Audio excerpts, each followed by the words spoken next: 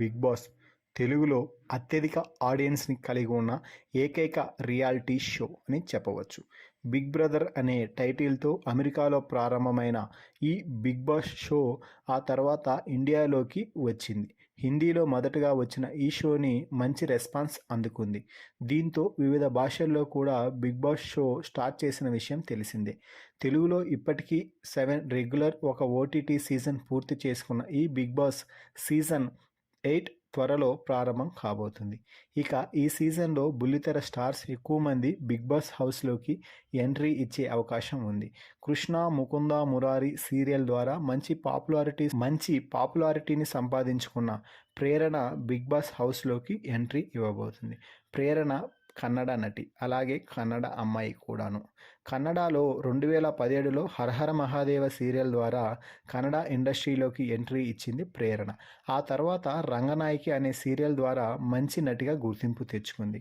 ఇక ప్రస్తుతం స్టార్మాలో ప్రసారం అయ్యే కిరాక్ బాయ్స్ కిలాడి గర్ల్స్ షోలో పాల్గొంటుంది.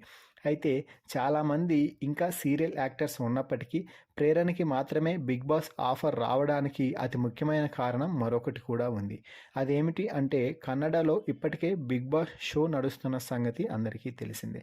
కన్నడ ఇండస్ట్రీలో బుల్లితెర స్టార్స్తో మినీ బిగ్ బాస్ను 6 వారాల పాటు బిగ్ బాస్ తరహా గేమ్ షోని నడిపించారు.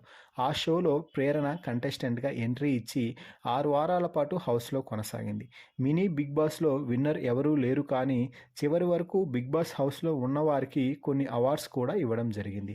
అలా ప్రేరణకి మినీ బిగ్ బాస్ సమయంలో బెస్ట్ ప్లేయర్ అవార్డు వచ్చింది. దీంతో బిగ్ బాస్ టీం ప్రేరణ అప్రోచ్ అవ్వడం, ఎంట్రీకి ఓకే చెప్పడం జరిగిపోయాయి. ప్రేరణకి ఇదివరకే బిగ్ బాస్ హౌస్ కొంచెం టచ్ ఉండడంతో ప్రేరణ హౌస్లో టఫ్ కాంపిటేటర్గా మారే అవకాశం ఉంది.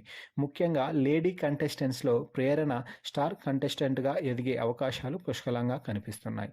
ప్రేరణ బిగ్ బాస్ ఎంట్రీపై మీ అభిప్రాయాన్ని కామెంట్స్ రూపంలో తెలపండి.